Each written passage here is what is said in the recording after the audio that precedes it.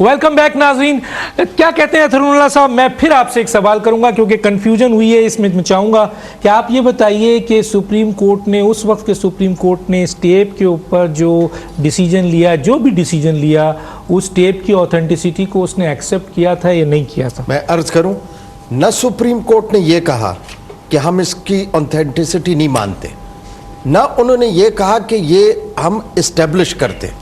उन्होंने उसको कंसिडर ज़रूर किया और जो कानून के तकाजे हैं, चूंकि उन्होंने पूरा केस वापस हाई कोर्ट को रिमांड कर दिया।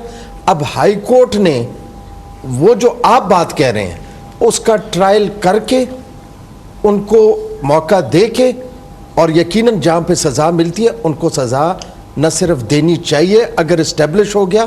और देखें, ये सुप्रीम कोर्ट ने सिर्फ ये टेप्स नहीं थे, यही मलिक कयूम साहब ने सरकारी पासपोर्ट भी बनाए थे और भी बहुत सारी बड़े जुर्म किए हैं।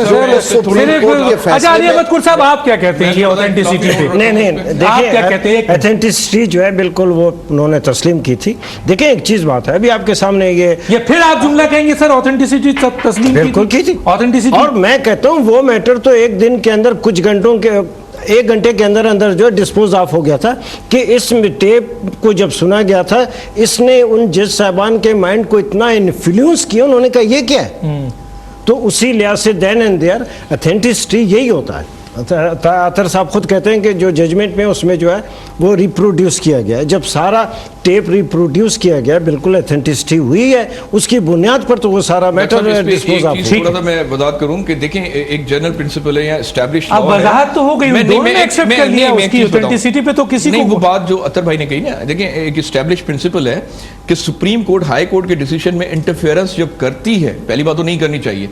हाँ, अगर कोई एविडेंस है तो इंटरफेरेंस करती है तो उससे देखिए सीडी के उसकी एविडेंशियरी वैल्यू को जब एक्सेप्ट किया गया तभी तो उसको रिमांड बैक किया गया और सस्पेंड किया गया।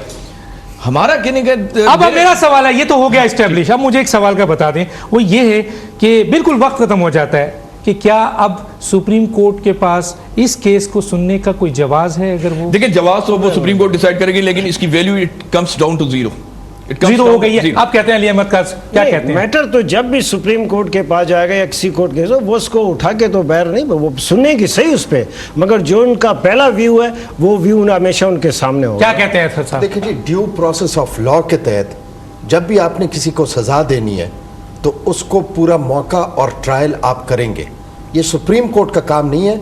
यकीनन सुप्रीम कोर्ट ने दुरुस्त किया है कि उसके वजन को समझते हुए उसको ट्रायल के लिए हाई कोर्ट दोबारा भेजा है। अच्छा, सो मोटो नोटिस ले सकती है सुप्रीम कोर्ट इस टेप को, उसमें जो पहले भी गवाही के तौर पर, प्रूफ के तौर पर था, तो आप समझती हैं ऑथेंटिसिटी को सुप्रीम कोर्ट के पास और बड़े काम है, सारा वक्त सो मोटो नहीं ले सकती है on the basis of the authenticity of, जब दोनों मान रहे हैं कि वो ऑथेंटिक थी टेप तो फिर हो सकता है। नाज़रीन, ये हमने बात की है। अली अहमद कुर साहब आपका बहुत शुक्रिया, अतहरुल्लाह साहब आपका बहुत शुक्रिया, और जनाब जीएन कुरैशी साहब। नाज़रीन, ARY चैनल एक न्यूट्रल चैनल है, एक ऐसा चैनल जिस पे जो चाहे अपने प्रूफ के साथ आकर इस प्रोग्राम में या किसी भी प्रोग्राम में ARY के चैनल पे पेश कर सकता है। हमारा मसला ये नहीं है कि हम किसी एक तरफ या दूसरी तरफ या तीसरी तरफ अपना झुकाव डालें।